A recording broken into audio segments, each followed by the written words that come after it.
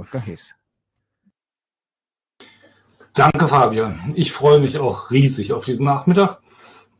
Ich habe gestern Abend mal kurz reingeschaltet in 30 Jahre Cobra und das war so eine gewisse Zeitreise, 30 Jahre zurück, als wir Cobra gegründet haben, als wir uns sicher waren, dass wir in Deutschland uns zusammenschließen müssen, was machen müssen.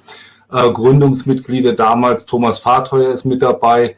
Ich glaube, wir sind die beiden Einzigen, die damals bei der Gründung dabei waren. Einige sind schon verstorben, der Gründer, wie zum Beispiel Jürgen Stahn, der uns immer sehr stark unterstützt hat. Aber es war eine turbulente Zeit und es war eine schöne Zeit. Und 10 Jahre später, 2002, haben wir dann die Amigos MST gegründet. Da ging es ja darum, dass die Nationalschule der Landlosen Unterstützung brauchte, finanzielle Unterstützung und Lobby hier in Deutschland. Und wir haben dann die Freunde der Landlosenbewegung in vielen europäischen Ländern wurden ja damals gegründet und wir haben zusammengeschlossen, um daran zu arbeiten. Und damit komme ich auch auf unseren Gast, an John Pedro Stedele, den ich immer sehr, sehr gerne nach Deutschland einladen wollte, zu einem runden Tisch, zu einer anderen Tagung, zum Treffen der Amigos MST von Europa und so weiter. Und John Pedro hatte immer einen gewissen Widerstand, den ich gut verstehen kann. Er hat gesagt, ich bin einer und ich reise sowieso viel in der Welt herum. Ich muss nach Kuba, nach Venezuela, ich fahre dahin, ich bin in Argentinien und so weiter. Und es gibt viele jüngere Mitglieder, die noch nicht so viel gereist sind. Und wir sind ein Komitee, wir sind ein Kollektiv der Nationalleitung der Landlosenbewegung und die anderen müssen auch reisen. Und so habe ich es nie geschafft, John Pedro nach Deutschland einzuladen. Ich kann das gut nachvollziehen, aber es war immer so eine Herausforderung. Und jetzt habe ich mich gefreut, als wir von Amigos MST über diese Reihe gesprochen haben und Benjamin dann zu mir sagte, du Wolfgang, willst du das nicht moderieren? Jetzt kommt John Pedro nach Deutschland, wenn er auch bloß virtuell kommt, er ist dabei und ich freue mich riesig, dass wir das jetzt geschafft haben. Begrüße ich ganz, ganz herzlich John Pedro. Wir haben viele Sachen gemeinsam in Brasilien gemacht. An der Nationalschule. Ich erinnere mich besonders an ein Treffen, wo du einen fantastischen Vortrag gehalten hast, dem Präsident der Deutschen Caritas, dem das Ganze zu sozialistisch und so weiter war und wo du in den Sälen der Escola Nacional dann einen Vortrag gehalten hast über die Entwicklung der Landlosenwegen. Das war einfach fantastisch. Hinterher kam dann der Hammer, dann haben wir den Baum der Freundschaft gepflanzt, den Baum der Freundschaft zwischen Venezuela, Deutschland und Brasilien.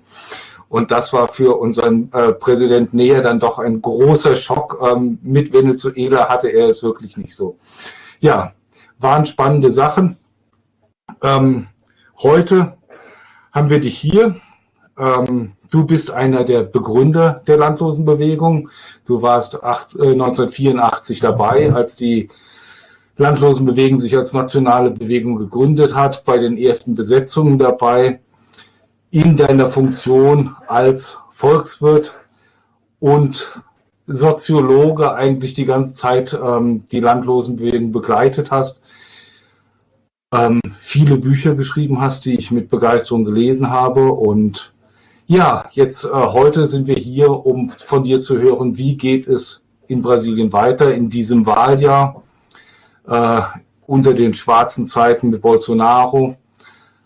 Wo steht die Landlosenbewegung, die aktuelle Analyse, Brasilien, die politische, die wirtschaftliche, die soziale Konjunktur. Ich gebe dir gleich das Wort, möchte aber vorher noch begrüßen unsere beiden Übersetzer. Da freue ich mich sehr, dass wir Martin und Gina gewinnen konnten, dass sie die simultane Verdolmetschung heute machen, sodass alle gut hören können, was John Pedro sagt. Wir machen jetzt erstmal einen allgemeinen Block von etwa einer halben Stunde, wo John Pedro uns eine Einführung gibt, wie es derzeit in Brasilien aussieht. Dann haben wir einen ersten Block mit Fragen und gehen dann in dem zweiten Block nochmal darauf ein, aktuelle Situation der Landlosenbewegung und die Fragen rund um die Landlosenbewegung. Und dazu können dann auch nochmal Fragen gestellt werden. John Pedro, ich freue mich, ich erteile dir das Wort. Bitte schön. Muito obrigado, Rolf. Estou muito feliz de poder, então, aproveitar a tecnologia para finalmente estar com vocês aí na Alemanha. Agradeço a explicação que você deu para a recusa dos inúmeros convites que recebi e que nunca aceitei, que não foi de mau grado, nem de recusa, mas foi para justamente dar oportunidade a muitos outros companheiros. Quero dizer que o nosso movimento recebe 180 convites do exterior por ano. Você imagina se alguém dirigente assumisse sempre, ele não moraria mais no Brasil.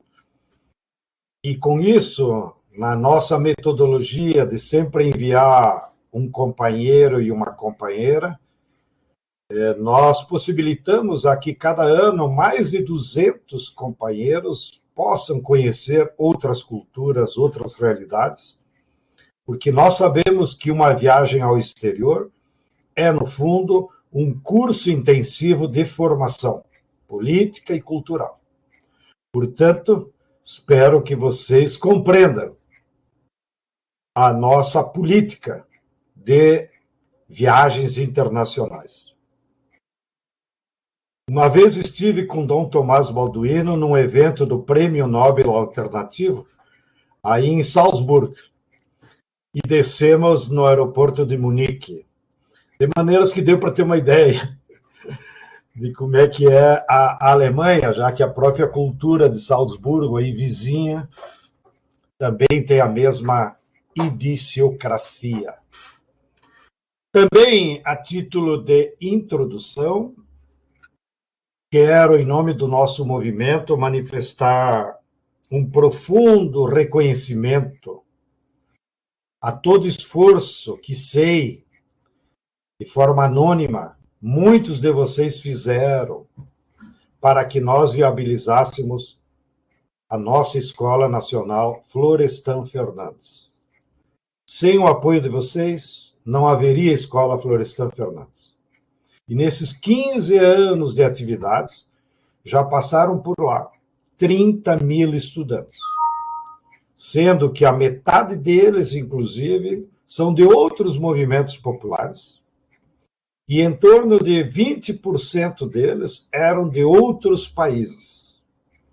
E, felizmente, não só a Escola Nacional tem sido muito ativa, como ela tem servido de exemplo para outros países multiplicarem escolas como elas. Hoje nós já temos uma rede de escolas em vários continentes, que nos alegra muito, porque os estudantes foram lá estudar, conheceram a experiência pedagógica, metodológica, e se propuseram, então, a construir suas próprias escolas nos seus países, como aconteceu na Zâmbia, na África do Sul, Gana, Nepal, para citar alguns. E vocês são os responsáveis por isso. De maneira que, aos que são cristãos, posso lhes assegurar que vocês já têm o céu garantido. Não depois que morrerem, porque o céu como um sentimento de felicidade coletiva nas vidas de vocês. E aos que acreditarem no além, poderemos oferecer o céu dos orixás, das pessoas justas que passaram por esse planeta. E aos reacionários e conservadores, lamento informar, mas o inferno será aqui mesmo, porque certamente uma pessoa avarenta, como já nos explicava o Evangelho, não pode se sentir feliz, portanto já está no inferno aqui. Lamento que o nosso ex-presidente da Caritas não tenha entendido o Evangelho, porque, na minha modesta opinião, filosoficamente, o Evangelho é o primeiro manifesto socialista da humanidade. E ele foi o nosso primeiro orientador na nossa juventude e na construção do MST. Bem, dito isso, vamos ao trabalho. Quero aqui, nesses 20, 30 minutos, compartilhar com vocês uma leitura que nós, do MST e outros movimentos populares, estamos fazendo da realidade brasileira. E me alegra muito que vocês estejam interessados na nossa situação. E vou tentar fazer em tópicos, porque a realidade é muito complexa, para facilitar a tradução e também para ser o mais objetivo possível. Primeiro tópico é o contexto histórico. O Brasil vive desde 2014, portanto, lá vão 8 anos, da pior crise da sua história, desde que aqui chegaram os malditos capitalistas europeus. E nos deram até o nome de Brasil. A crise é histórica e grave porque nunca antes havia eclodido ao mesmo tempo uma crise de natureza econômica, social, ambiental, política e de valores. Tudo isso misturado e profundo. A crise econômica se revela em que a nossa economia está parada desde 2014. Nesse período, foram fechadas, anotem, 28 mil indústrias e mais de 1 milhão de pequenas e médias empresas. Isso não quer dizer que as grandes empresas não tenham lucro. Claro, as grandes transnacionais, inclusive algumas alemães, como a Bayer, a BASF, seguem tendo muitos lucros.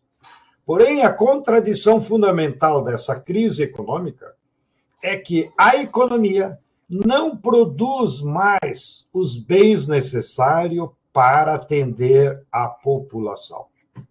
Então, se criou uma dicotomia. Um pequeno grupo daqueles 1% se lucupletam em grandes taxas de lucro, porém, a grande massa da população está passando por graves necessidades. Suas necessidades e da vida real. O segundo aspecto da crise é a crise ambiental, que, me alegro, o povo alemão e suas mediações sociológicas têm sido cada vez mais consciente da gravidade do problema. A crise ambiental no Brasil é mais que uma crise. Aqui nós estamos vivendo crimes ambientais cotidianos, cometidos pelo grande capital.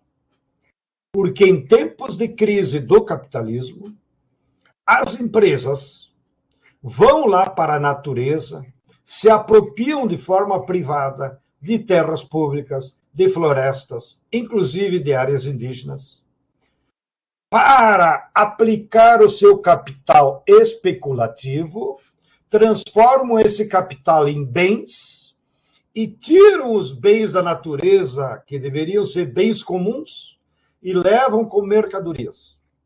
E nesse movimento do capital, cometem crimes, destroem a natureza, porém, obtêm altas taxas de lucro.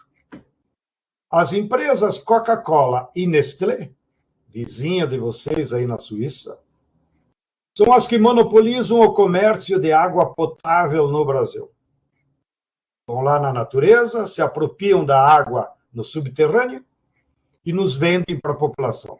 Taxa de lucro dessas empresas, 400% ao ano. A Nestlé ganha mais dinheiro com água do que com leite. Bem, isso são apenas exemplos.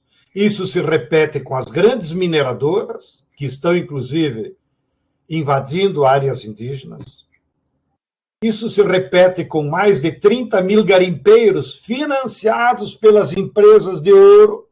E aonde estão as empresas de ouro? No Canadá e na Grã-Bretanha, que compram esse ouro dos garimpeiros, que invadem áreas indígenas, matam povos indígenas, contaminam com mercúrio os rios. Isso leva aqui no Brasil houve uma alteração climática desesperadora, que afeta, inclusive, nós aqui do Sudeste, já que eu estou falando aqui de São Paulo. Esse ano, a produção de cana e de laranja, que são os maiores produtores mundiais de cana e laranja é aqui em São Paulo, a produção caiu 30% em função das mudanças climáticas provocadas pelas agressões à Amazônia. Então, a crise ambiental não é só crise, é uma multiplicação de crimes que está afetando agora não só a natureza, mas todo o povo. Bem, o terceiro aspecto é a crise social. Para vocês terem uma ideia, nesses 8 anos, por conta dessa política econômica nefasta, 72 milhões de trabalhadores adultos foram jogados na sarjeta, foram excluídos. Essa população, quase igual da Alemanha, já não tem trabalho, já não tem renda, já não tem condições de direitos trabalhistas e previdenciários. Então, a população, à mercê do sistema capitalista e afastada da sociedade. E mesmo nós, dos movimentos populares e da esquerda genérica, não sabemos trabalhar com eles. A única coisa que sabemos deles é que eles moram nas periferias, que são, na maioria, negros, mulheres e jovens. Aqui no Brasil, para que vocês tenham uma ideia, 46% da juventude entre 16 e 30 anos não trabalha e não estuda. Você imagina passar pela juventude sem fazer nada. Como dizíamos na minha geração, quem não faz nada é a casinha do diabo. Porque só sobra pensar coisas ruins. Bem, daí resultou também dessa crise social a crise de saúde do nosso povo. Porque o governo genocida combateu as vacinas. E nós começamos a vacinar o povo 1 ano depois da pandemia. E com isso perdemos, até agora, felizmente, já superamos, 655 mil brasileiros que morreram de Covid, que não precisavam ter morrido. Muitos deles assentados, militantes do MST, familiares do MST, que nós perdemos. Somos o segundo país do mundo de maior mortes. Só perdemos para os Estados Unidos, que também teve uma política negacionista com o governo Trump. Daí tudo, essa crise culminou com uma crise política. Por quê? Porque em tempos de crise geral do capitalismo, a burguesia, a classe dominante, tende então a se apropriar do Estado, pelo menos aqui no Hemisfério Sul, para se proteger com o Estado os seus privilégios e os seus interesses. Então, o que aconteceu? A crise eclodiu em 2014, começou a vir a falência, o desemprego, parou de crescer o PIB. O que a burguesia fez? Tirou a Dilma. Deu um golpe de Estado sem nenhum motivo. No seu lugar, colocou Temer. E depois, como foi apenas 2 anos, em 2018, colocou esse governo neofascista, que tem como seus líderes, infelizmente, Mussolini e Adolf Hitler. Esse é o governo que nós temos instalado em 2018. Porém, o Bolsonaro é um lumpen, para fazer uma homenagem a Carlos Marx. Lumpen, como vocês sabem, é um miserável, é um trapo em português. Ele não é da burguesia, ele não tem força própria. Ele foi colocado lá no governo pela burguesia. Usou toda a força econômica, partidária, usou as fake news, usou 2 grandes computadores instalados, um na Irlanda e outro em Taiwan, para desde lá bombardear a população brasileira com 80 milhões de mensagens fake news por hora. Quem pagou isso? A burguesia, a CIA, os americanos. Então, o Bolsonaro é um governo fruto da crise burguesa para impedir a volta do PT na figura do Fernando Haddad, que é um professor universitário, uma pessoa humanista, se quiserem, não tinha nada de esquerda na figura do Fernando Haddad, mas nem isso eles aceitaram. Então, o fato de termos um governo fascista gerou uma crise política, porque a política ultraneoliberal aplicada por eles não resolveu os problemas da crise, nem econômica, nem social, nem ambiental. Ao contrário, as políticas do governo só agravaram a crise, como o caso da saúde pública, com as mortes pelo Covid, ou com o estímulo à destruição da Amazônia feitas pelo governo, tá? Estimulando os garimpos, estimulando a invasão de áreas indígenas e anulando praticamente toda a legislação de proteção ambiental que tínhamos.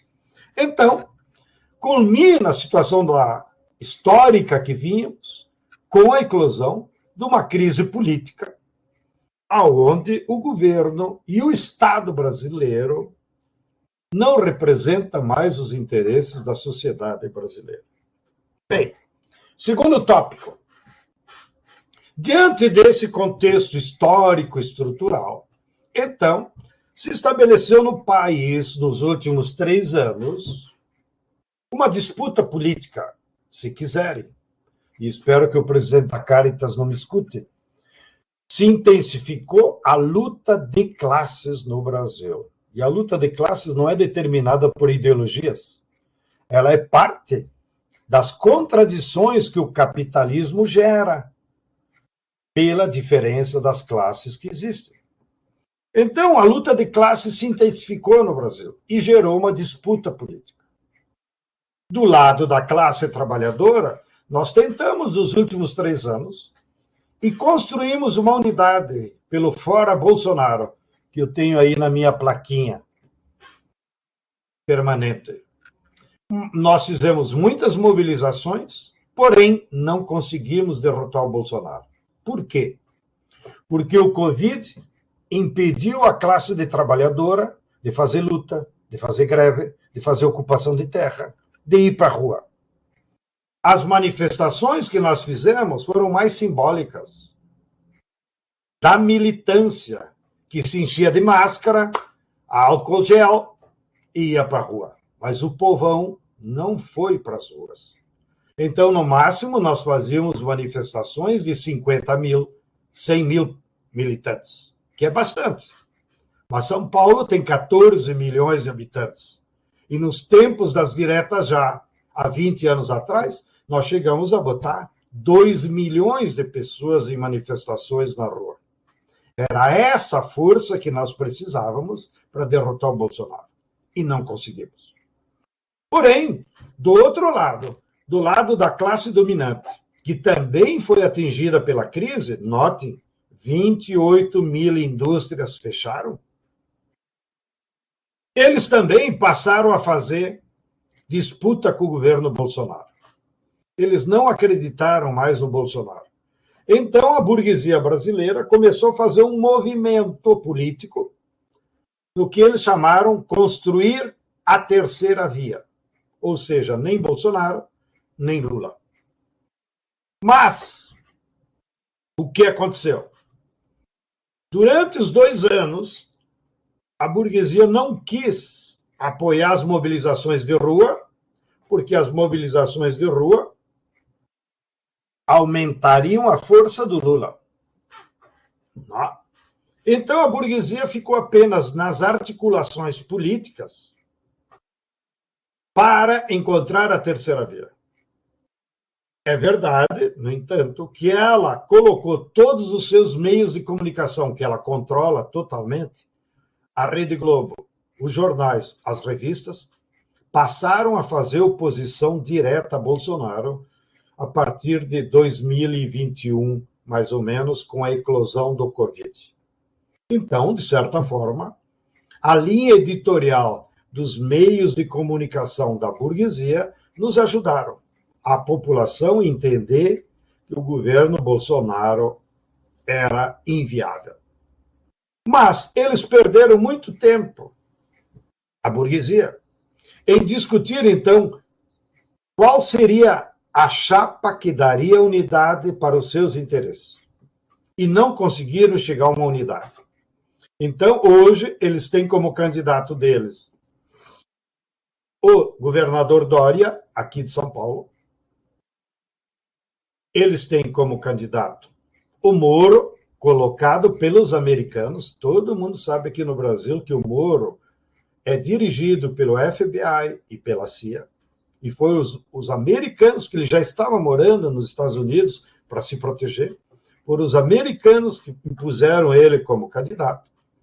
E também há outros setores da burguesia que querem o presidente do Senado, o governador do meu estado, do Rio Grande do Sul, onde tem a colônia alemã, sobretudo, que é o governador Eduardo Leite.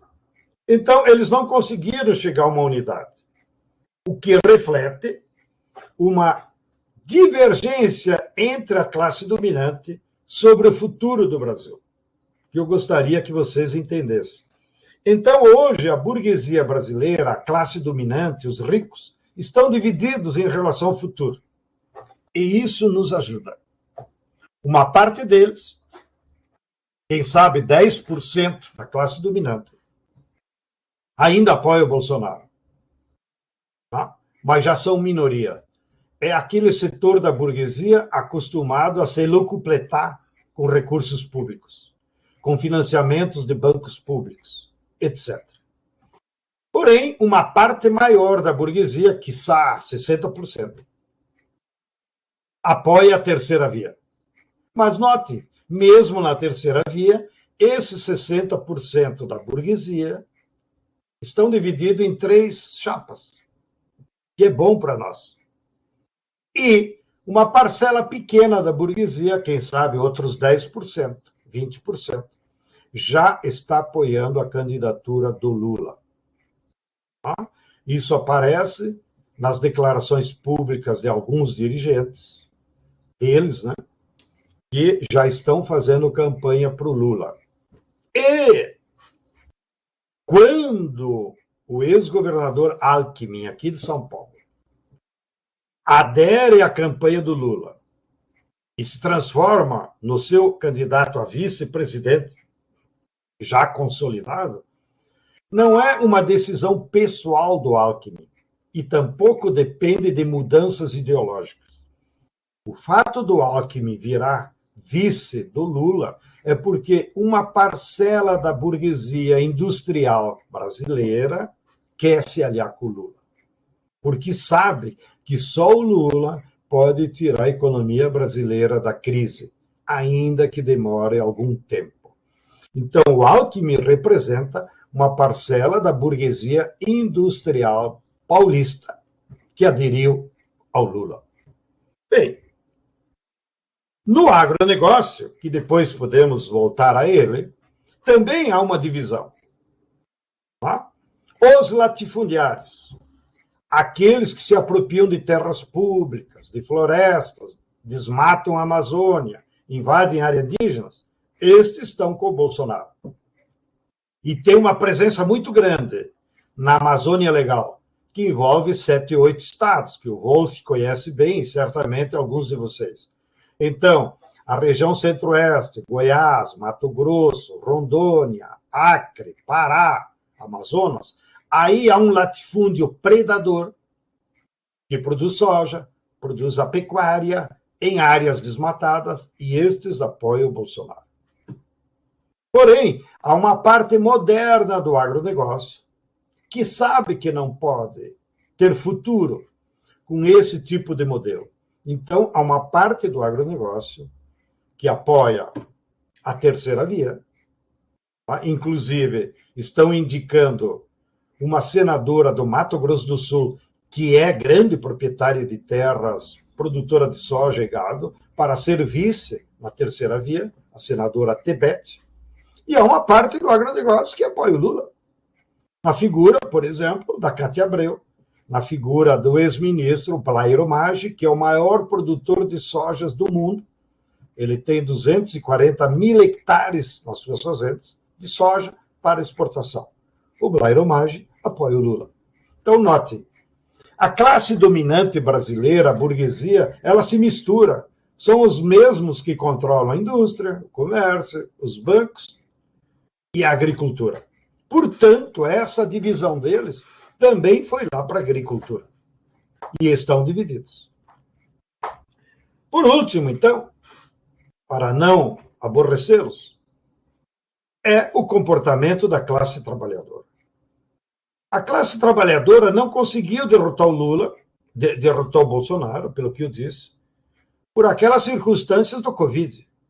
Nós não podemos fazer greve, não podemos fazer ocupação de terra, não podemos ir para a rua, não podemos ocupar terrenos públicos para moradia. Então, a força da classe trabalhadora não pôde se expressar nesses tempos de Covid. Oxalá, nos próximos meses, nós consiga, então, retomar as lutas de massa.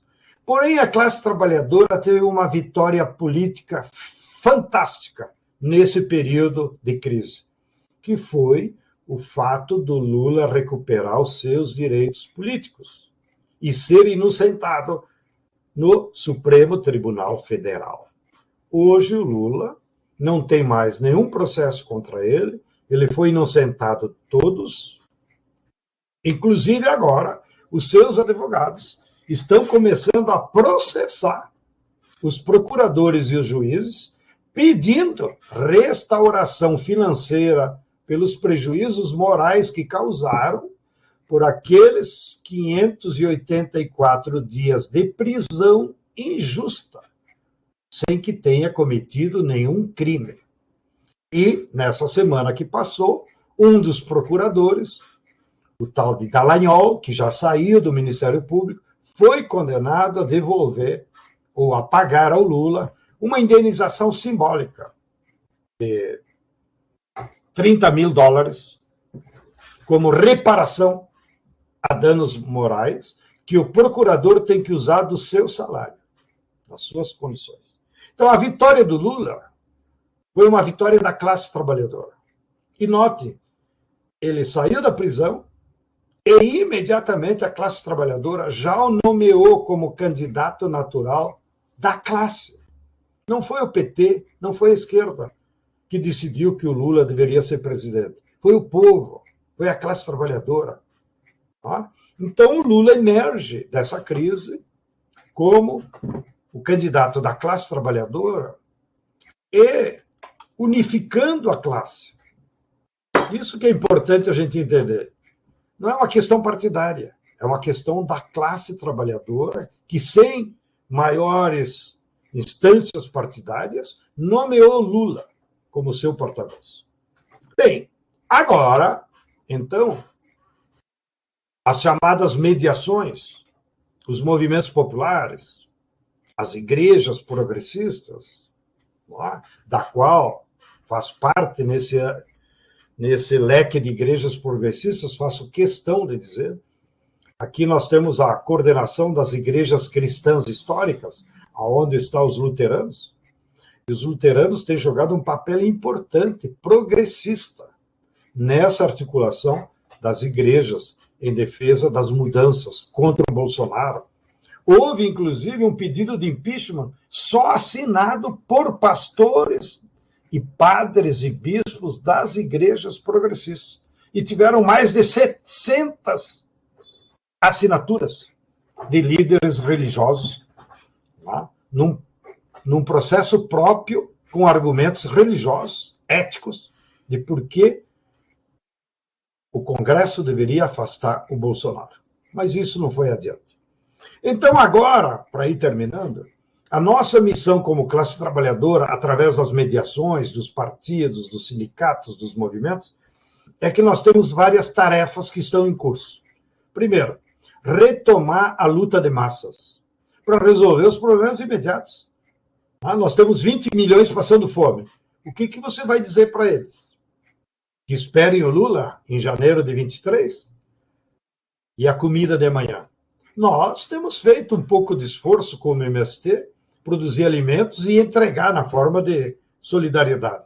Mas isso é insuficiente. Então, nós temos que estimular a luta para enfrentar os problemas imediatos da fome, do emprego, da moradia, da falta de terra, da falta de escola. Há um problema gravíssimo nas periferias, que é as escolas pré-infantis, para que as mães trabalhadoras possam deixar as crianças durante o dia. Não? Segunda missão nossa, nós temos que transformar a campanha do Lula numa campanha de massas. Aqui não é uma disputa partidária, nem de publicitários, ou de dinheiro. Até porque o Bolsonaro tem muito dinheiro, tem muito publicitário. Tem muitos computadores da CIA no exterior. Então, nós temos que transformar a campanha do Lula numa campanha de massas, onde o povo faça a campanha. E, para isso, nós estamos construindo o que nós chamamos comitês populares. Nossa tarefa agora, eu estou envolvido pessoalmente, estou correndo o Brasil, para organizarmos comitês populares. 10, 15 pessoas que se aglutinam e vão ter a missão de fazer a campanha. Com criatividade, sem nenhum verticalismo, com total autonomia, façam o que quiserem para eleger o Lula e combater as ideias retrógradas do neofascismo. Terceira tarefa. Não adianta nós perguntar para o Lula e o que tu vai fazer. Nós queremos inverter a pergunta. Nós queremos, nós, do povo organizado, dizer para o Lula o que ele tem que fazer em janeiro. Então, parte da tarefa dos comitês é discutir um plano de emergência para o Lula. E a nossa ideia é discutir essas ideias, perguntar para o povo, ouvir o povo, qual é a solução para os problemas durante os próximos meses. E lá por agosto, que é quando é permitido a campanha pública, fazer uma grande atividade de massas e entregar, então, para o Lula uma plataforma de emergência recolhida do povo. Quarta tarefa. Os problemas não vão se resolver num ano, nem em 4 anos. É claro que a fome, o desemprego é possível. Mas os problemas estruturais do capitalismo vão exigir um novo projeto popular para o Brasil, que, me atrevo a dizer, será de longo prazo e pós-capitalista. Nós não temos mais nenhuma ilusão com o capitalismo. Mas isso vai demorar muito tempo, vai demorar um trabalho de pedagogia de massas, discutir com o povo. Que tipo de projeto de sociedade nós queremos, para que seja uma sociedade igualitária, para que haja justiça social e para que todos os brasileiros e brasileiras tenham as suas necessidades fundamentais atendidas. Bem, é esse o trabalho que nós estamos metidos daqui até o final do ano. E não convidem ninguém do MST para ir esse ano na Alemanha, só depois de janeiro, porque nós temos muito trabalho para fazer aqui no Brasil. Câmbio, camarada Wolfgang Hess.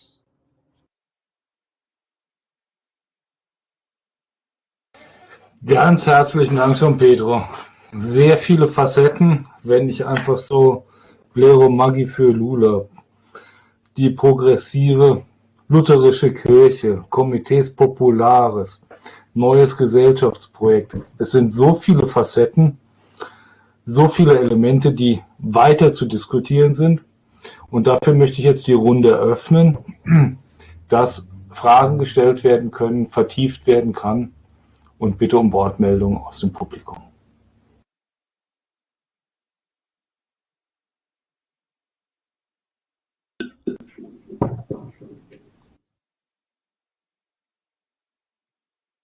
Ich melde mich mal und versuche das hier kurz. Wolfgang, machst du kurz das Mikro aus, während ich die Frage stelle? Sonst gibt es hier den Halt. Dankeschön. Also wir machen... Nee, ich würde Maske gerne anlassen, aber ich glaube, ihr versteht mich auch so und auch online wird man mich verstehen. Genau, wir stellen die Fragen wieder hier und es wäre gut, wenn ihr, habe ich jetzt schon falsch gemacht, die Sprache kurz sagt, damit die Dolmetscher sich einstellen können, wie die Frage gestellt wird. Mich würde interessieren, João Pedro, jetzt hatten wir ja viel gehört, Bolsonaro hat sehr viel kaputt gemacht in Brasilien. Kannst du vielleicht aufs MST bezogen ein bisschen präziser werden, was jetzt die Regierungszeit von Bolsonaro für die Strukturen des MSTs bedeutet hat? Also er hat ja gesagt, kein Zentimeter Land Demarkierung für Indigene. Wie sieht es da aus mit Besetzungen, die eventuell legalisiert wurden oder nicht? Gilt da das Gleiche? Wie sieht es aus mit den Schulen, die ja in den Siedlungen teilweise auch von staatlichen Stellen finanziert werden im Endeffekt, so wie ich es verstanden habe? Gab es da Rückschritte? Also was sind so in diesen Strukturen des MSTs, was sind da die Auswirkungen von der Regierungszeit Bolsonaros?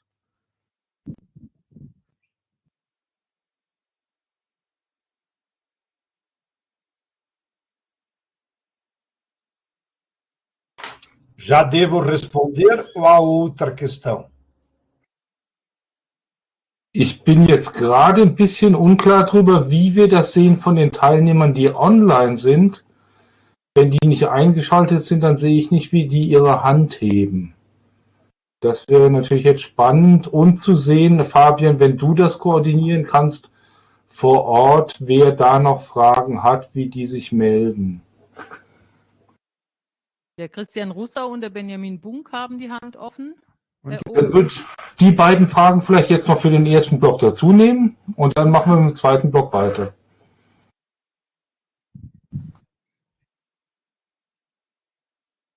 Soll ich einfach mal kurz reinfragen? Meine Frage ist, João Pedro, vielen Dank, herzlichen Dank. Man hört ja Erschreckendes, nicht nur keine unter Bolsonaro Homologationen, Demarkationen von indigenen Territorien auf null, Quilombola-Territorien, neue Demarkationen auch wenig und vor allem scheint ja eine Art Privatisierung der Agrarreform in Brasilien anzustehen unter Bolsonaro. Ob du dazu was sagen könntest. Vielen herzlichen Dank. Benjamin? Ich bin mir nicht sicher, ob Almut sich vorher gemeldet hatte, aber ich stelle mal meine Frage. Du verstehst mich? Okay, dann stelle ich meine Frage. Vielen Dank, João Pedro. Jetzt möchte ich einen Schritt zurückgehen. Als Bolsonaro gewählt wurde, gab es so diese große Erzählung.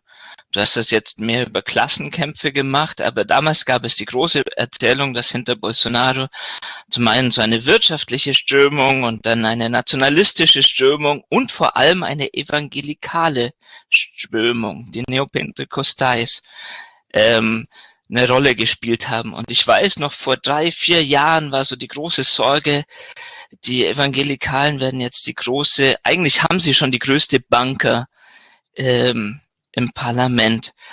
Und die haben in deinem Vortrag jetzt kaum eine Rolle gespielt. Und ich frage mich, was ist passiert?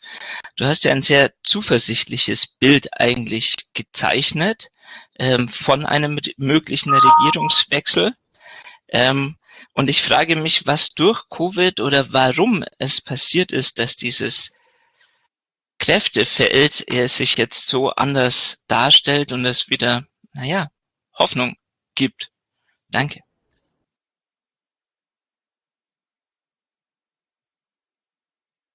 João Pedro, das Wort an dich.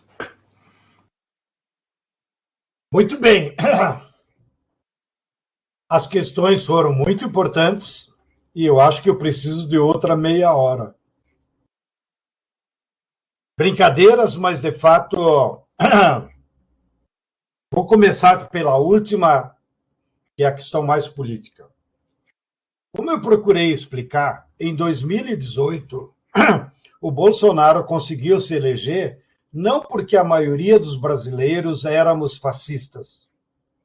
Ele conseguiu se eleger porque a burguesia como um todo, como classe dominante, que detém o poder econômico, o poder da mídia, o poder ideológico, a burguesia se uniu em torno do Bolsonaro.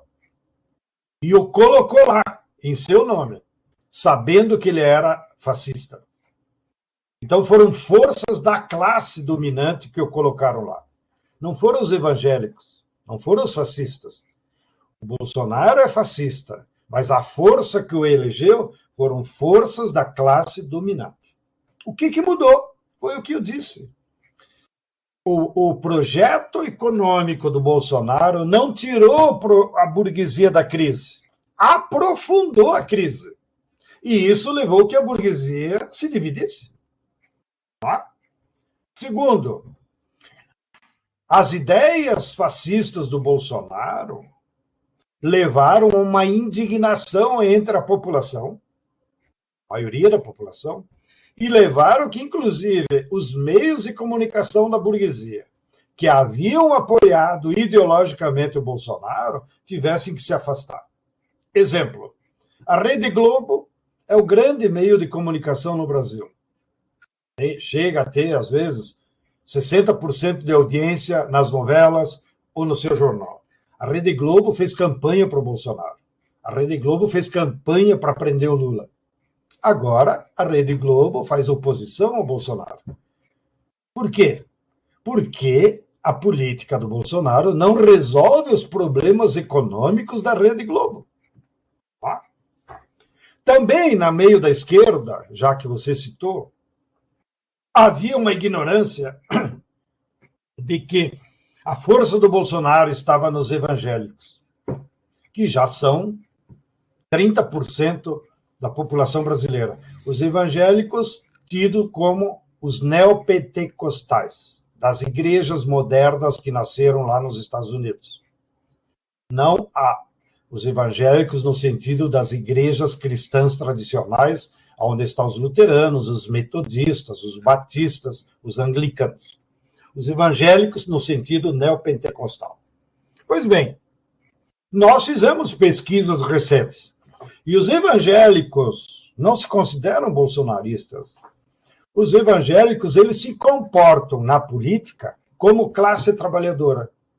Então, uma parte deles que é trabalhador, vota no Lula.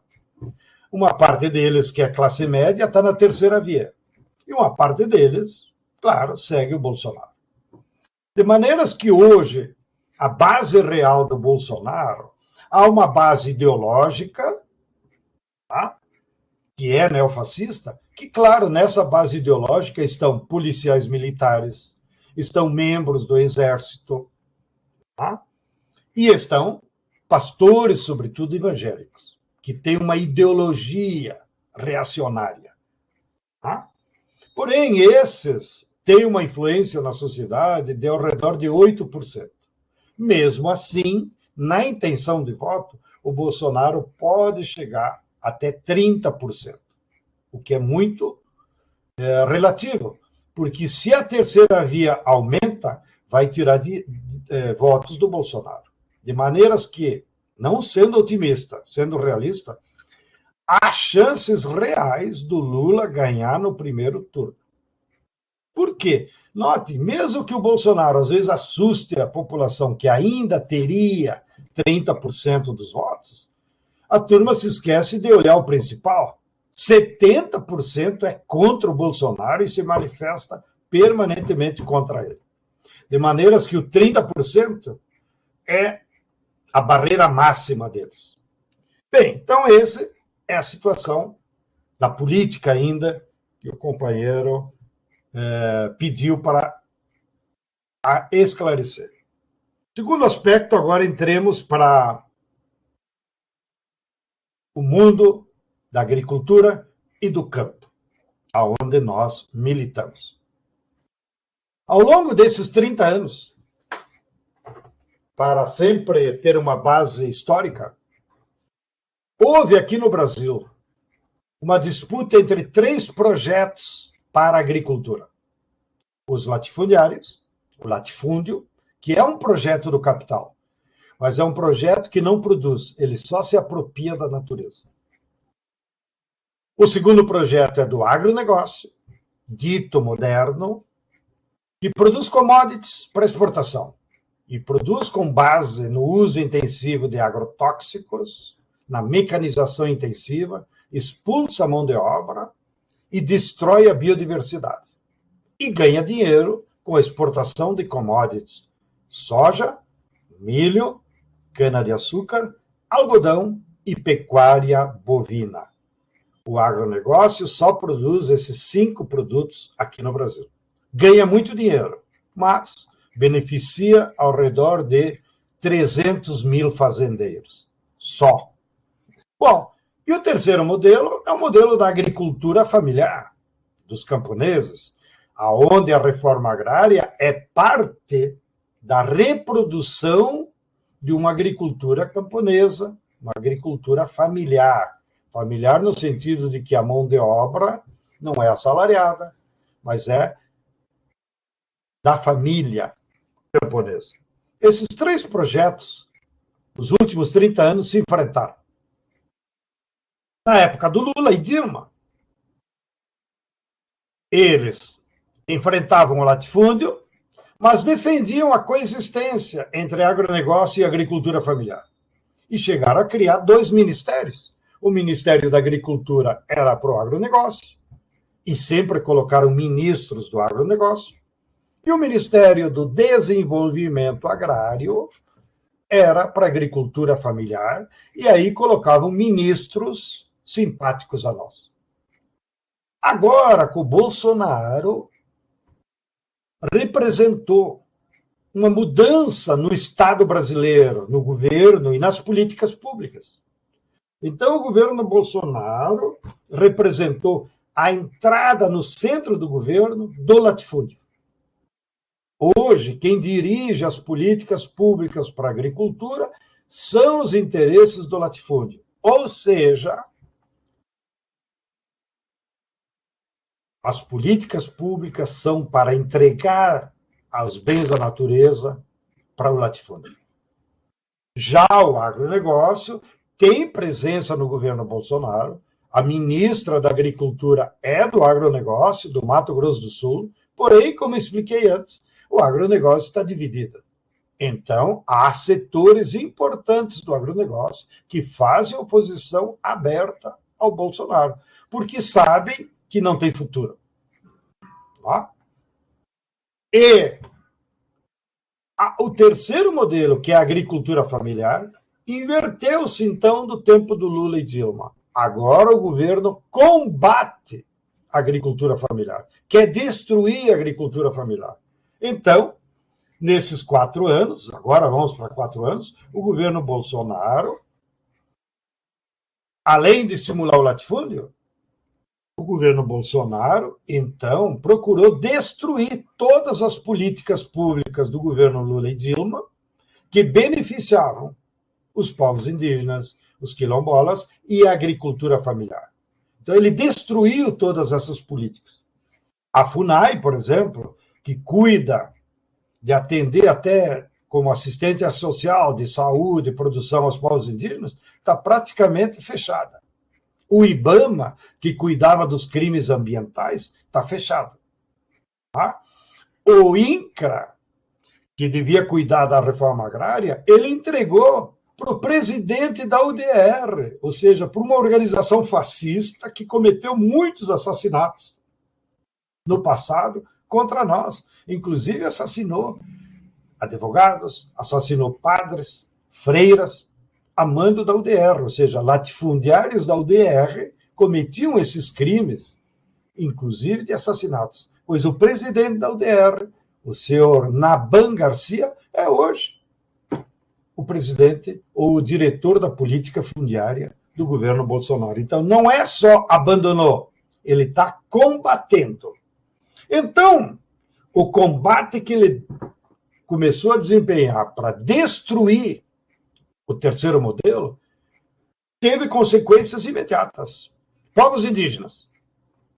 Liberou a invasão de áreas indígenas. Então, muitos latifundiários estão ocupando a área indígena, roubando madeira, praticando mineração, matando povos indígenas. Naquele levantamento que a nossa querida Comissão Pastoral da Terra faz todos os anos dos assassinatos no campo, pela primeira vez, nesses últimos 3 anos, o número de assassinatos do campo não é mais sem terra, é índio, é povos indígenas e é quilombolas. Porque é justamente eles que estão lá na natureza, na primeira trincheira, enfrentando essa ofensiva do capital. Então, os mortos são deles agora, e lamentamos muito. Tá? A mesma coisa os quilombolas. Pela lei brasileira, que foi uma conquista da Constituinte de 88, as áreas quilombolas dos remanescentes de escravos não é área privada. Eles não podem vender.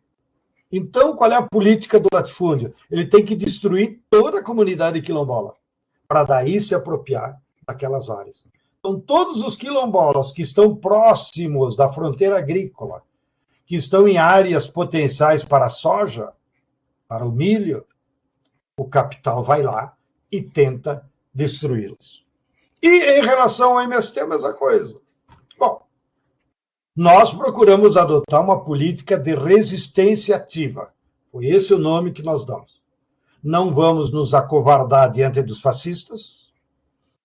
Nós aprendemos com os partisãos da Itália, da França, da Espanha, que é preciso enfrentá-los, mas com sabedoria. Nós não vamos colocar a nossa cabeça a prêmio. Então, nós desenhamos uma tática que nós chamamos resistência ativa. Ou seja, uma resistência com sabedoria para se defender e não se deixar derrotar.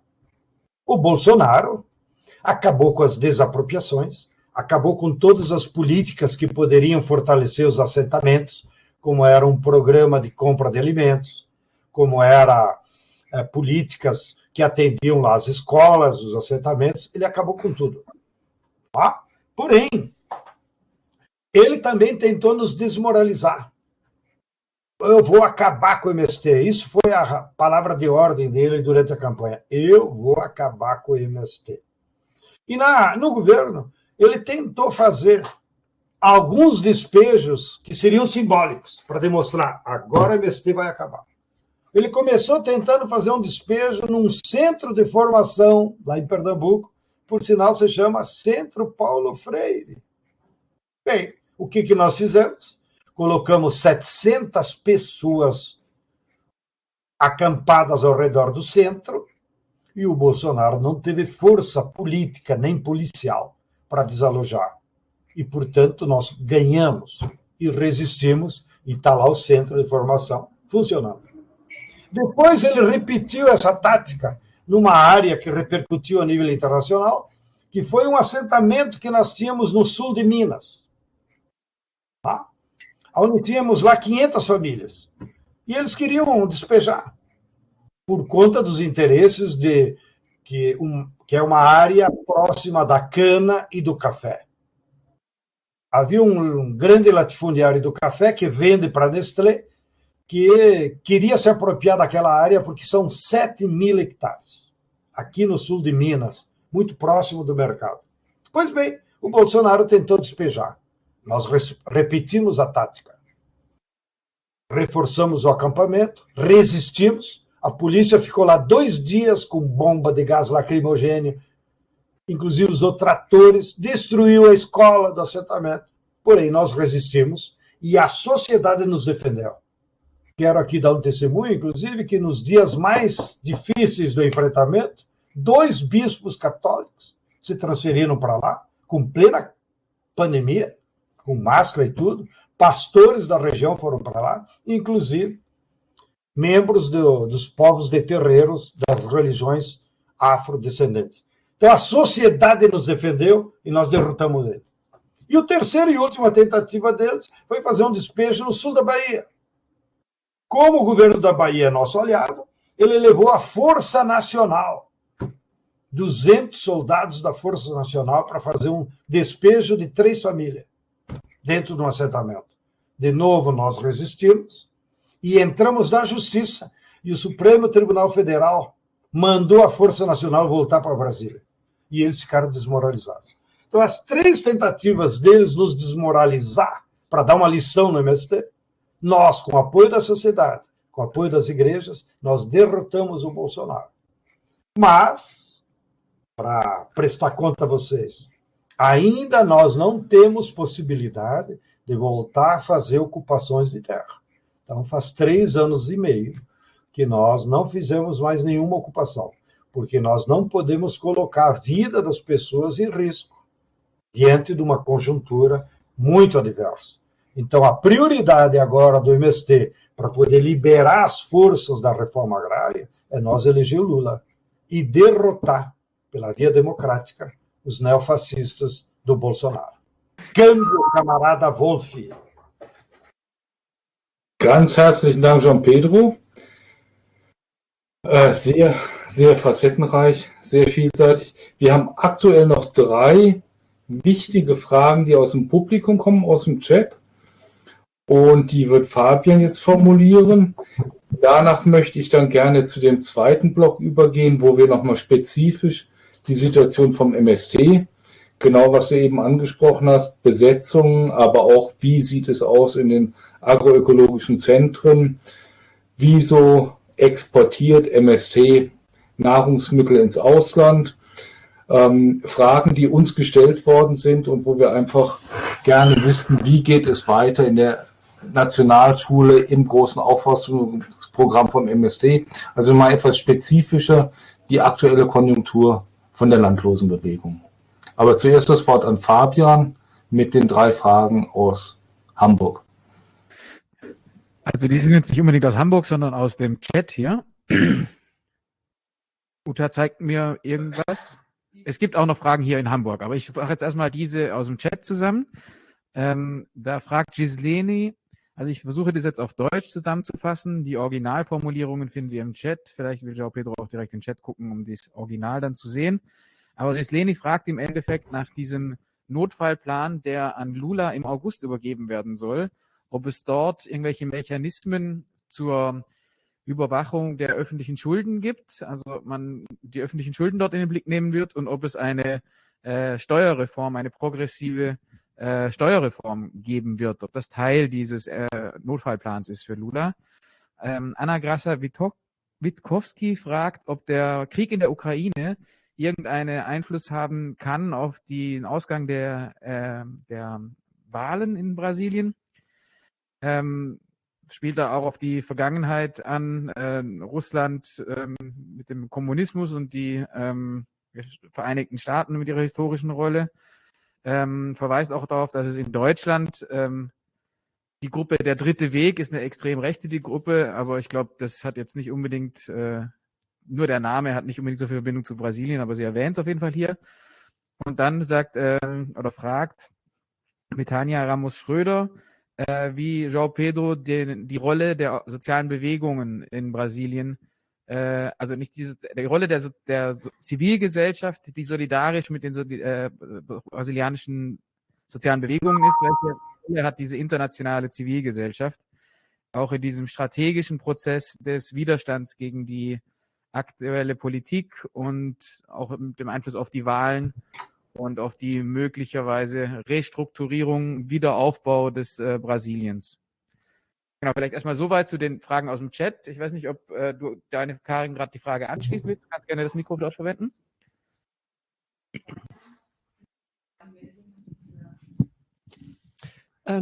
Ich habe jetzt immer wieder gehört, der Faschist Bolsonaro, und ich weiß jetzt auch von anderen Bekannten und Freunden, die sprechen vom Faschisten Bolsonaro.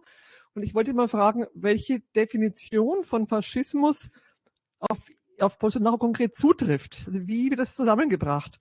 Und dann die Frage, ob auch er selber sich als Faschist bezeichnet oder ob das eher ein Schimpfwort von anderen ist oder ob das er für sich auch als durchaus positiven Begriff verwendet. Ich hatte jetzt nochmal darauf hingewiesen, es gibt zumindest in der Teilnehmerliste noch Meldungen von Almute und Thomas und es ist jetzt auch noch eine Frage in den Chat gekommen. Ich weiß nicht, Wolfgang, wollen wir erstmal die 4 Fragen, die jetzt gestellt wurden, belassen, oder? Sonst wird es zu viel. Und ja, ihr seid noch auf der Liste auf jeden Fall.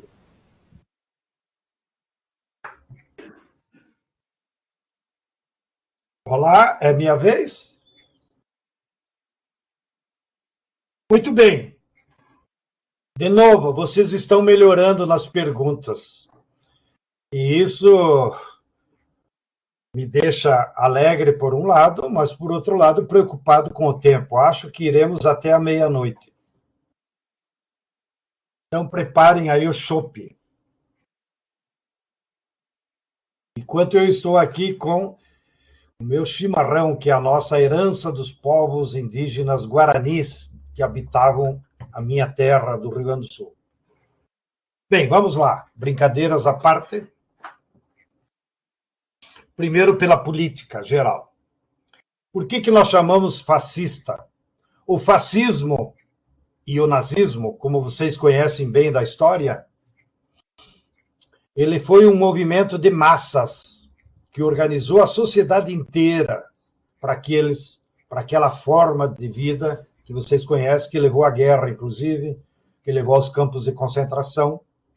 Tá? E por que nós chamamos o Bolsonaro de neofascista? Aqui no Brasil não existe um fascismo de massas. A sociedade brasileira não é fascista, nazista. Porém, o Bolsonaro é. Então, ele, na sua atitude, no discurso dele, na campanha, e na sua atitude como governador, como presidente, é que ele se comporta como nazi-fascista. Não só porque ele faz elogios ao Mussolini, ao Hitler, mas porque ele defende a violência como forma de governar. Porque ele defende os que são contra mim são inimigos. E aos inimigos é preciso destruí-los, não é derrotá-los. Aos inimigos é preciso destruí-los, seja com a cadeia, seja com a morte. Por isso que eles mataram a Marielle Franco lá no Rio, que era vereadora, porque ela seria candidata a senadora e derrotaria o Flávio Bolsonaro, filho do presidente. Eles ainda não estavam no governo, mas mataram a candidata a vereadora. Isso é uma atitude fascista. Tá? É por isso que eles tentaram desmoralizar o movimento. Aquelas 3 tentativas de despejo com força bruta são atitudes fascistas. Derrotar, esmagar, eliminar os que não pensam como ela. E o terceiro aspecto do fascismo dele é nos falsos valores. Tá? Que ele fica pregando todo o tempo no seu discurso. Por exemplo, condena a vacina. Vacina é coisa de comunista porque veio da China. Olha a visão que ele tem da vacina. Não queria deixar vacinar. O Supremo Tribunal Federal é que teve que entrar com uma determinação. E quem importou as primeiras vacinas aqui no Brasil não foi o governo federal, foi o governo de São Paulo, que fez um acordo com a China e chegaram as vacinas Coronavac, que inclusive foram as que eu pude me vacinar. Então, essa é só a natureza de um personagem fascista, de um governo fascista, ainda que a sociedade não seja fascista. E é por isso que esse discurso aglutina pouca gente, e é por isso que esse discurso aglutina apenas quem é policial militar, quem é das Forças Armadas, porque daí dialoga com a violência, com as armas. Por exemplo, eles liberaram completamente a compra e venda de armas no Brasil. Então, um sujeito qualquer, aí, um advogado, uma pessoa fascista, para que compra um fuzil americano e leva para casa? Que é o que está acontecendo no Brasil.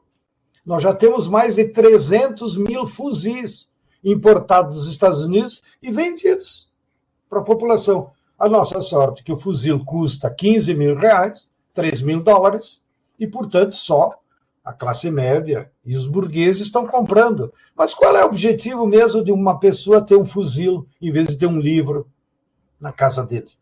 Isso é uma atitude fascista. Bem, sigo. O governo dos Estados Unidos, que no início apoiou o Bolsonaro através do Trump, lembrem, aquele ideólogo do Trump, o Bannon, foi ele que deu o dinheiro, foi ele que deu os computadores, foi ele que deu os programas de computadores das fake news. Então, as forças de direita americanas tiveram uma ingerência direta na eleição do Bolsonaro. Agora, para nossa sorte, Os Estados Unidos estão divididos em relação às eleições. Aquela parte do Trump continua apoiando o Bolsonaro. A parte dos democratas e da Hillary Clinton apoiam a terceira via. Governo Dória. Tá? A parte da chamado Estado Profundo Americano, que é o FBI e a CIA, apoia o Moro. E a parte progressista dos americanos, representada pelo Sandy Banners, apoia o Lula. Então, note, os americanos estão divididos e isso nos ajuda. Pior é se eles estivessem unidos de novo em apoio a Bolsonaro, como estiveram. Nós não esqueceremos. Mas agora é bom que eles se mantenham divididos. Qual é a influência da guerra da Ucrânia no Brasil? A influência principal tem sido no preço dos combustíveis. A gasolina pulou de R$ 4,00 para R$ 8,00. Claro, isso vai lupletar o lucro da Petrobras e dos seus acionistas privados. Mas toda a população brasileira já está pagando o preço da guerra. Dobrou o preço da gasolina e do gás aqui no Brasil. O gás, na época do Lula e Dilma, estava a R$ 30. Quando entrou o Bolsonaro, pulou para 80, depois para 100. E hoje, em função da guerra da Ucrânia, a população está pagando R$ 150 por um botijão de gás que dura um mês. O que está acontecendo? O povo não tem dinheiro para o gás. Então, lá no interior, voltou o fogão a lenha, mesmo no verão do Nordeste. E aqui na cidade, note, as distribuidoras de gás estão vendendo o gás a crédito, em 10 prestações, porque senão a população não compra. Não sei o que vai ser daqui a um ano, porque se todo mês tu financia 10 vezes o gás, lá no final vai acumular dívida. Tá? Então, essas são as consequências para a população imediata. Para a luta de classes e para a eleição, também está tendo uma influência, porque a guerra da Ucrânia impediu a importação de potássio, de ureia e de fosfato, que vinha da Ucrânia e da Rússia pro agronegócio. Então, expôs para a sociedade brasileira que o modelo do agronegócio não serve. Por quê? Qualquer guerra que tem na Europa ou lá no Afeganistão já impede de chegar insumos. E uma agricultura, como está aqui o nosso querido Wolf, que agora virou agricultor, graças a Deus, ele sabe. A agricultura tem que ser feita com a natureza, com o que tem na natureza, seja os insumos de fertilidade do solo, seja como conviver com as chamadas pragas, que não são pragas, são parte da natureza. Então, não existe possibilidade de você fazer uma agricultura sadia, dependendo do exterior. Tá? A agricultura tem que ser praticada com os bens que existem na natureza. E, então, a guerra da Ucrânia expôs que o agronegócio é inviável. E eles estão apavorados, porque vai faltar potássio, vai faltar fertilizantes químicos para a próxima safra. Agora ainda eles se escapam, mas no mês de agosto vai começar a próxima cultivo aqui no Brasil. Eles estão apavorados. Se a guerra se prolongar mais um tempo, não chegará a tempo os navios. E notem, vocês que são amigos nossos, o Brasil importa 88% dos insumos do agronegócio. 88% dos fertilizantes químicos e dos agrotóxicos são importados para o agronegócio. O único que vive sem importação é a agricultura familiar. Por isso que nós estamos, não damos bola para a guerra da Ucrânia. Isso é o problema de vocês aí da Europa. Tá? Agora o agronegócio está apavorado. O agronegócio está dizendo, pelo amor de Deus, termina logo essa guerra, senão eu não vou conseguir plantar soja no ano que vem. Também o agronegócio está prejudicado porque os Estados Unidos proibiu a exportação de suínos para a Rússia. A Rússia comprava 60% da produção exportada de carne de suíno. E agora eles vão vender para quem? Então, está havendo consequências na burguesia agrária brasileira. Por último, que vocês fazem perguntas boas e eu preciso de tempo para responder. Qual é o plano do MST? O plano do MST, nós aproveitamos esse tempo de resistência ativa e de tempos duros de reflexão para atualizar o nosso programa de reforma agrária popular. Então, nós se damos conta que nós temos que nos organizar melhor para que todo assentamento produza alimento. Mas não é qualquer alimento, alimento saudável. Então, nós passamos esses 3 anos fazendo um trabalho sistemático. Vamos produzir alimento, sem agrotóxico. E parte desses alimentos que nos salvou, nós entregamos nas cidades a forma de solidariedade.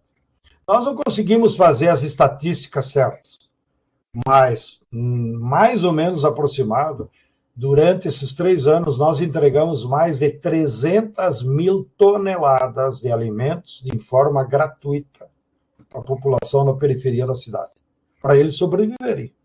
Aqueles milhões que estão lá sem emprego e sem nada. E essa população é que está nos defendendo contra o Bolsonaro, porque eles sabem quem que está sendo solidário com eles. É o MST, não é o agronegócio, não é o latifúndio. Tá?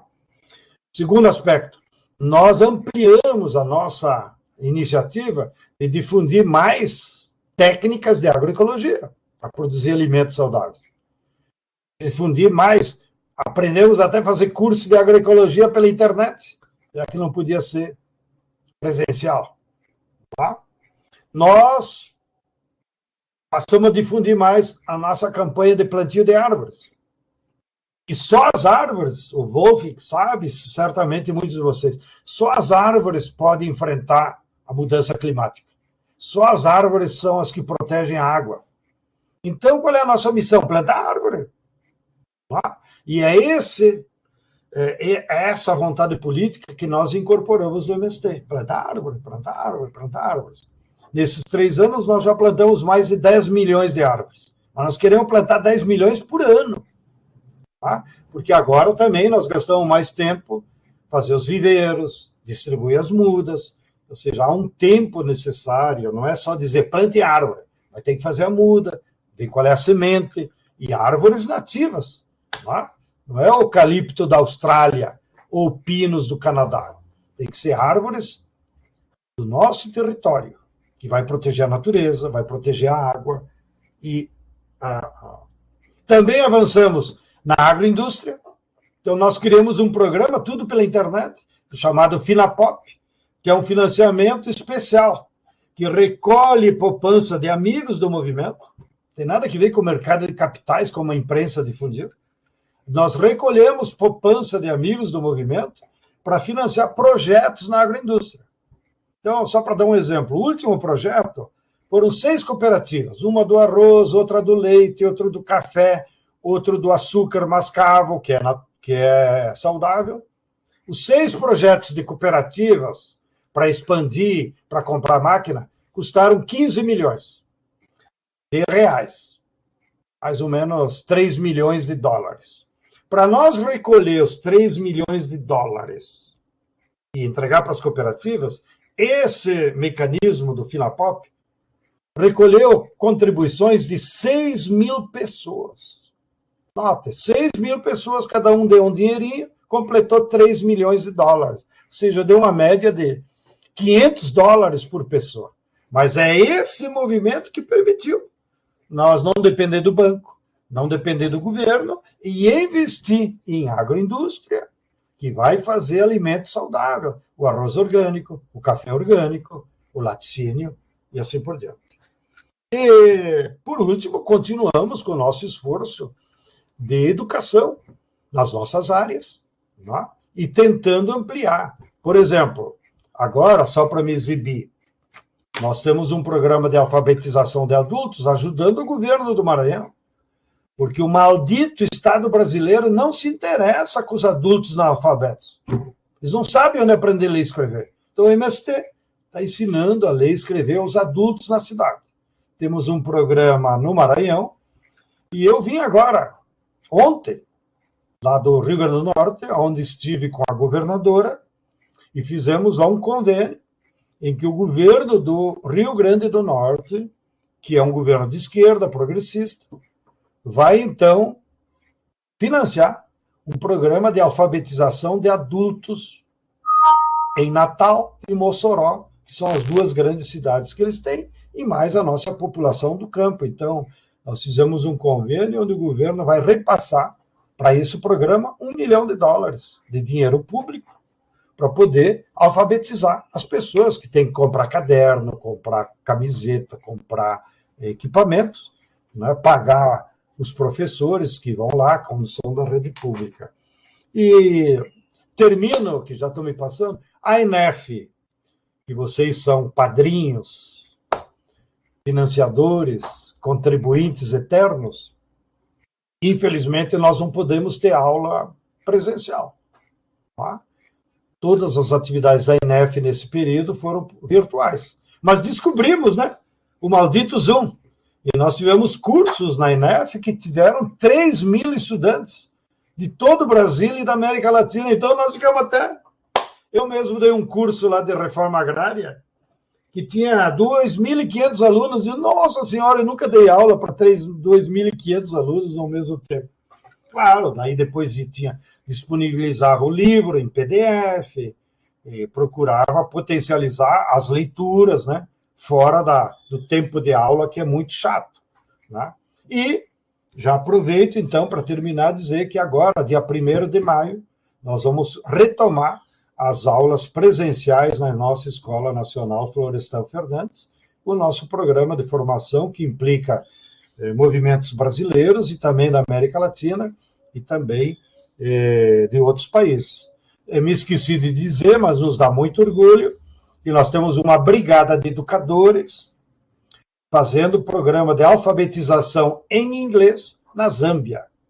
E em dezembro, apesar do Covid, nós formamos os primeiros 700 alunos camponeses, homens e mulheres, no caso lá a maioria eram mulheres, que são as que se dedicam na agricultura, foram alfabetizadas por militantes do MST, claro, com parceria do povo lá da Zâmbia, mas nós já estamos ampliando o processo de formação também lá na Zâmbia.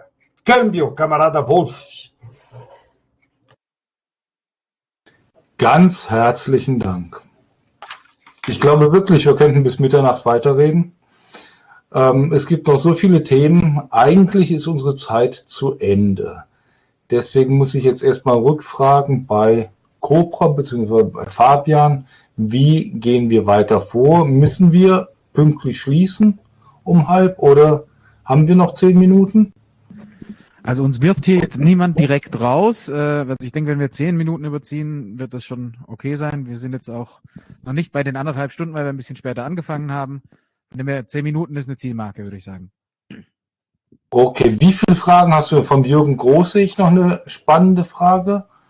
Genau, und dann hat Thomas Schmidt sich noch gemeldet. Vielleicht will der noch seine Frage stellen, direkt. Dann nehmen wir jetzt noch die 2 Fragen rein. Ich hätte noch weiterhin eine Frage an Jean Pedro, die mir immer wieder gestellt wird und wo ich einfach nachfragen muss. Wir fanden das ja super, wie das der Bewegung gelungen ist, die agroökologischen Produkte im Land weiter zu verkaufen über die Schulspeisungen etc., dass die Produkte im Land bleiben konnten. Wir verstehen, dass diese Märkte weggebrochen sind, weil es keine staatliche Unterstützung mehr gibt. Und wir sehen die Initiative vom MST, Produkte im Ausland abzusetzen. Die hat hier natürlich zu Fragen geführt. Wir unterstützen das gerne, aber ich glaube, es wäre ganz gut, noch mal kurz darauf einzugehen, warum das notwendig geworden ist, nun agroökologische Produkte aus Brasilien international zu verkaufen. Das wäre noch eine Frage von mir, weil die mir immer wieder gestellt wird. Und ansonsten würde ich jetzt Jürgen und Thomas dann noch bitten, ihre Fragen zu stellen. Meine Frage ist schon beantwortet. Vielen Dank. Dann fasse ich einfach die Frage von Jürgen kurz zusammen. Oder Jürgen, liegt an. Jürgen, gerne selber. Ja, kann ich gerne mal machen. Mir geht es jetzt darum, Strategie für die Wahl. Mit wem, mit welchen Verbündeten kann Lula gewinnen? Und da gibt es ja, sagen wir, strategisch, gehe ich mehr Richtung sozusagen konsequent linker Politik oder gehe ich Richtung offen auch auf die Bourgeoisie, auf die Mitte zu? Und für mich wäre halt die Frage, welche Rolle da die Industriearbeiter, gerade Sao Paulo, und man kennt Alckmin, was er in Sao Paulo alles gemacht hat, also die Industriearbeiter insgesamt spielen und ob da mit Alckmin ein Blumentopf zu gewinnen ist. Also, ob wir da Stimmen machen können.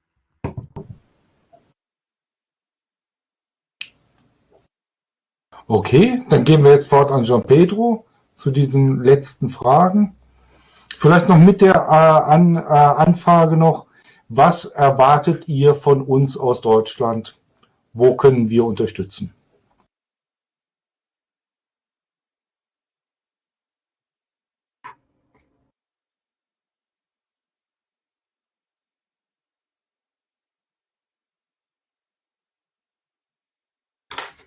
Muito bem, agradeço as questões, lamento pelo tempo, como eu sou tagarela, vocês sabem que eu sou de origem trentina, aí dos Alpes, na fronteira com vocês. E além de aprender a tomar vinho com meus avós, infelizmente não consigo ser sucinto. Mas vamos aos temas. Primeiro sobre o Lula. Notem, primeiro, o Lula amadureceu muito. Eu já falei para ele, mas vocês não comentem. A cadeia ajudou ele a amadurecer e ajudou a ele se comprometer mais. Foram os 40 dias de Jesus Cristo no deserto. Quando ele voltou, voltou mais radical. Para vocês que são cristãos. Então, o Lula leu muito na cadeia. Ele mesmo diz, eu li 88 livros. Nunca tinha lido tanto livro na minha vida. Então, ele está mais maduro, ele está mais comprometido com a classe trabalhadora. E sem ilusões, porque serão os últimos 4 anos dele. Então, tudo que ele puder fazer na vida, faça agora. Ele foi lá em Roma agradecer o Papa pela solidariedade corajosa do Francisco quando ele estava na cadeia. E o Francisco disse para ele, Lula, agora que tu vai voltar ao governo, faça de conta que esses 4 anos serão toda a vida. Portanto, tenha coragem. Tá? Que eu aqui em Roma vou continuar rezando para você. Então, essa é a percepção que eu tenho da convivência com o Lula. Agora, vocês aí do exterior, não se pautem pelas notícias que saem na imprensa burguesa. A aliança do Lula não é partidária. Os partidos não têm ideologia mais, nem na Alemanha. Os partidos é um jogo de interesses eleitorais de pessoas que querem estar lá nos cargos. E depois que estão lá no poder, esquecem dos compromissos. Tá? Então, o Lula, eu acho que ele tem um compromisso impressionante com a classe trabalhadora e com os mais pobres. Ele sabe que ele veio de lá. E isso ele não esquece. Então, a natureza do governo Lula vai ser um governo, claro, de composição de classes, não é de partidos. Então, ele tem um compromisso com a classe trabalhadora, com os mais pobres, tudo que ele puder para os mais pobres ele vai fazer. Claro que ele vai incorporar no governo a classe média, né? Que tem dado muito apoio. 90% da classe média hoje no Brasil é contra o Bolsonaro. Não só os médicos, professores universitários, mas a classe artística, né? Então ele vai incorporar a classe média. Afinal, não há um partido que se diga nós representamos a classe média. E ele vai incorporar setores da burguesia, como eu já expliquei. A turma do Alckmin, a turma do Blairo Maggi, né? Mas não é eles que vão definir a natureza do governo, ainda que estarão no governo. Então, eu acho que o governo do Lula é difícil de classificá-los pelos nossos padrões ideológicos da esquerda. Eu iria mais por uma leitura das classes. Será um governo de composição de classes, porém com uma maioria da classe trabalhadora.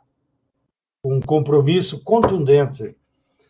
Ele diz o seguinte, vocês ficam me cobrando o programa.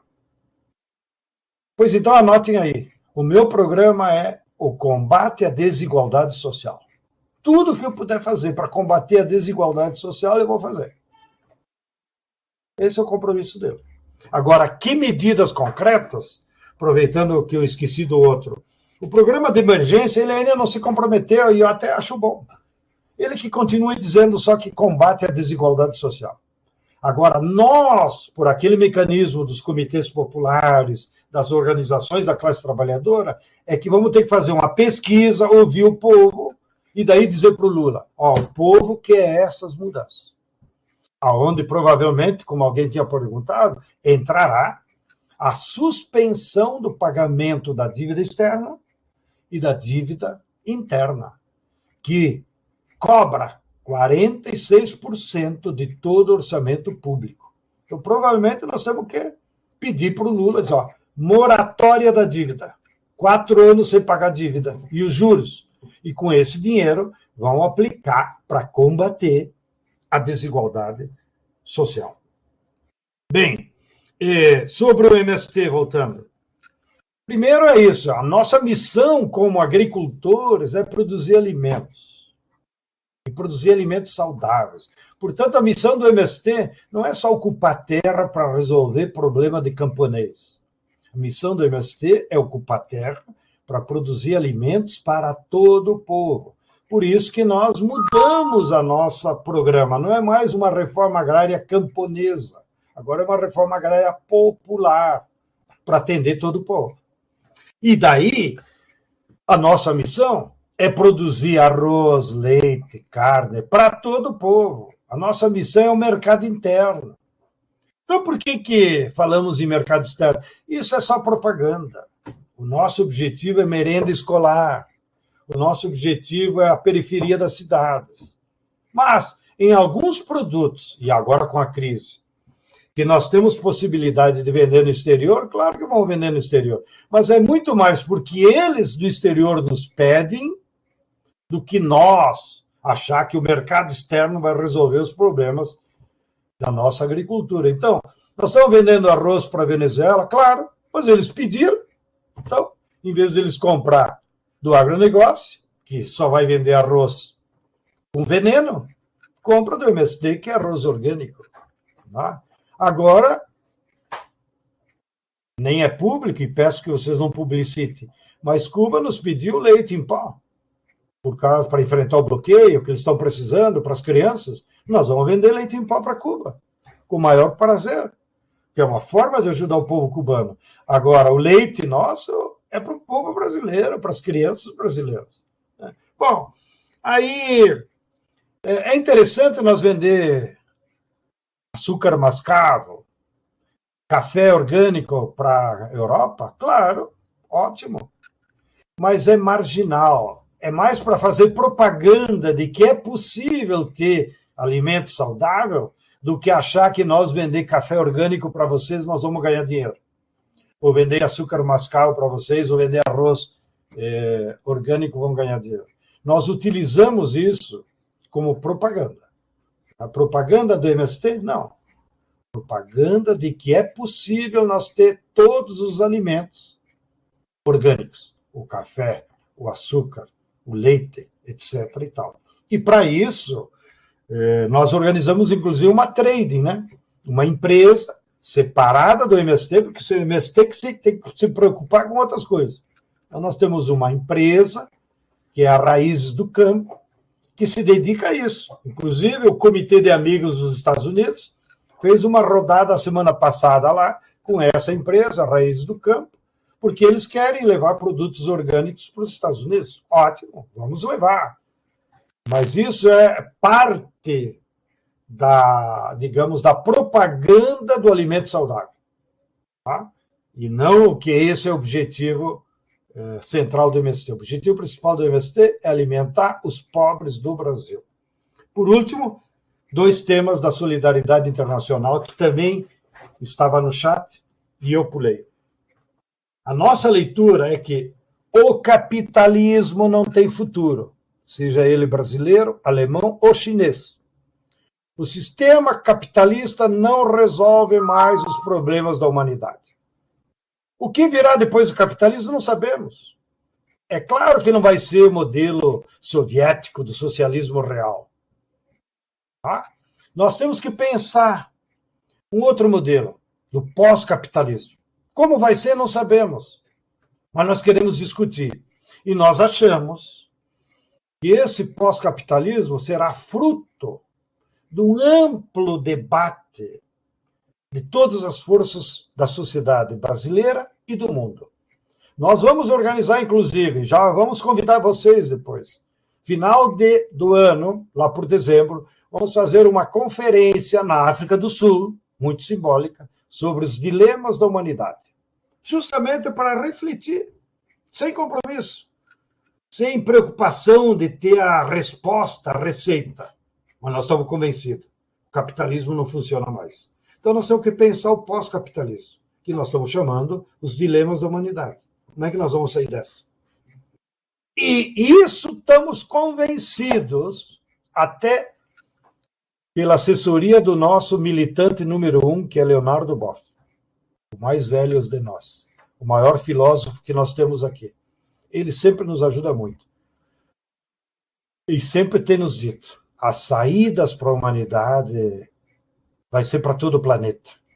Não há saída para os brasileiros, para os americanos, para os alemães, ou para a turma da África do Sul de forma isolada. As saídas serão universais. É para a casa comum do planeta Terra. Então, o internacionalismo e a solidariedade internacional são partes fundantes desse pós-capitalismo.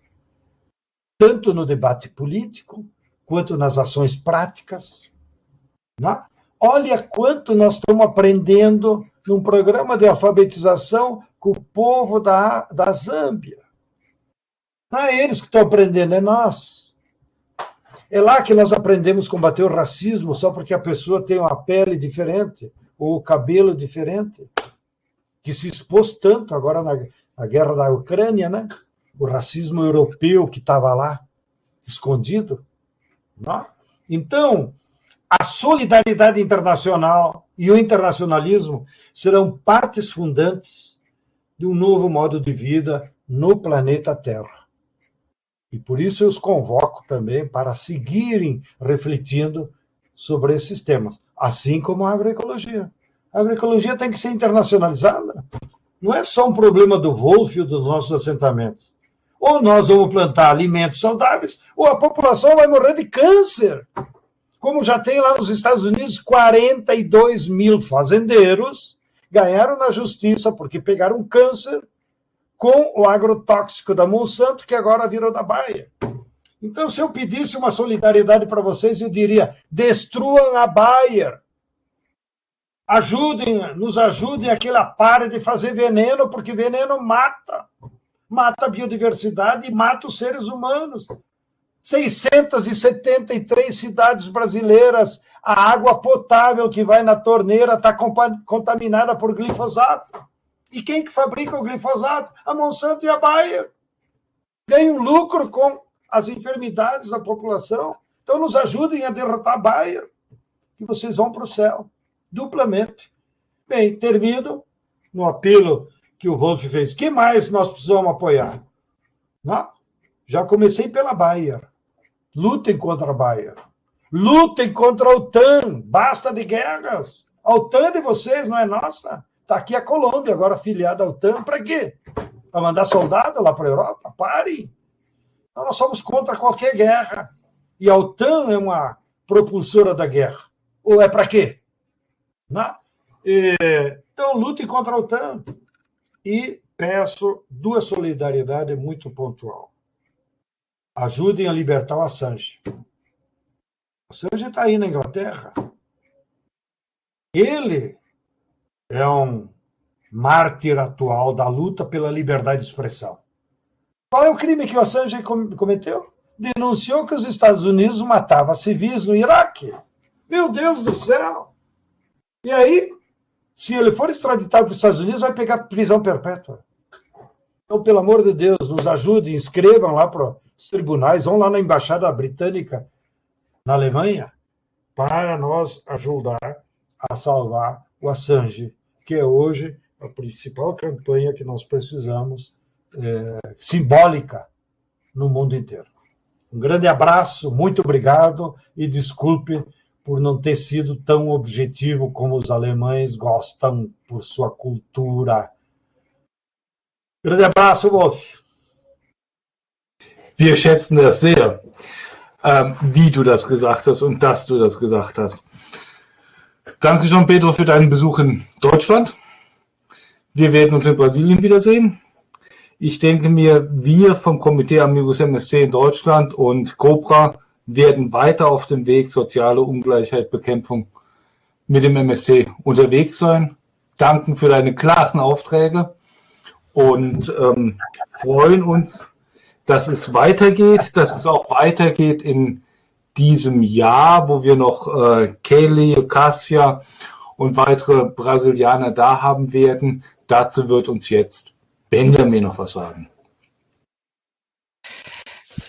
Hallo, hier Benjamin von den Amigos der MST. Es gibt ein Recht auf Pause, aber auch ich möchte mich sozusagen nochmal im Namen der Amigos kurz bedanken und Sie einladen. Wie der Wolfgang gesagt hat, danke an João Pedro für den spannenden oder kraftvollen Vortrag. Es gibt noch viel zu diskutieren. Título Brasil, Despejo Zero. Ein Dank an die Übersetzerinnen Gina und Martin, auf die immer Verlass ist. Fabian, Wolfgang, die anderen Amigos, Christian, die bei dieser Vortragsreihe involviert sind und vor allem bei Cobra. Ich meine, wir feiern hier ja 30 Jahre Cobra und diese Geschichte ist eng verbunden mit der Movimento do Sem Terra, welche immer einen herzlichen Platz im Cobra-Universum hatte und dafür steht in gewisser Weise ja Wolfgang.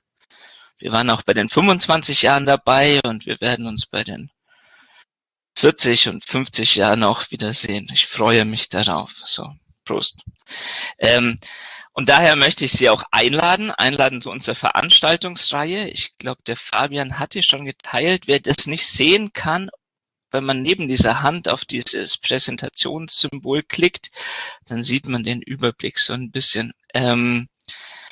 Genau, eine Veranstaltungsreihe in diesem Wahljahr 2022, zu der heutige Vortrag der Auftakt war. Und ich möchte Sie nicht nur zu dieser Veranstaltungsreihe einladen, sondern auch einladen, ein noch diverseres Bild von der MST zu entwickeln, die jünger, feministischer und ökologischer geworden ist. So meine intensive Erfahrung in den letzten Jahren vor Ort. Und so wie João Pedro eben wie kein anderer für die Tradition dieser Bewegung steht, seit ihrer Gründung ihr Gesicht und Stimme war, so stehen eben dann Kelly und Barbara oder auch Joia da Cassia für andere Kämpfe dieser wunderbaren Bewegung und die Quellen, aus der diese heute ihre Kraft schöpft. Also, ich möchte Sie also einladen, Ihr Bild von dieser doch heterogenen Bewegung und was diese Bewegung bewegt, nach all diesen gemeinsamen Jahren zu erweitern. Also am 5. Mai, Feminismo Camponês, a luta das mulheres do campo, ländlicher Feminismus, Kämpfe der Frauen auf dem Land. Am 2. Juni, a crise ambiental e as soluções populares, die ökologische Krise und alternative Wege. Barbara, Kelly, das wird sicher spannend. Ich möchte auch noch kurz darauf hinweisen, es ging ja vorhin um Bayer und Monsanto.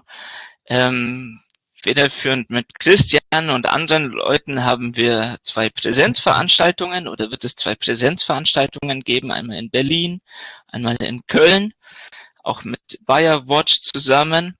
Und hier wird Larissa Bombardi vortragen, wenn man in den letzten Jahren davon redet, dass Brasilien die höchste Pro-Kopf-Pestizidzahl hat oder am meisten Pestizide weltweit einsetzt, dann beruht das auf den Untersuchungen von Larissa Bombardi und die dafür so viel bedroht wurde, dass sie Brasilien verlassen musste. Und am Ende wird es noch ein Vernetzungstreffen geben, weil wir eben nicht diese Tür- und Angelgespräche haben, wo man sich, wenn jemand Präsenz hier vor Ort ist, wo man sich über Strategien und Pläne und Projekte unterhalten kann.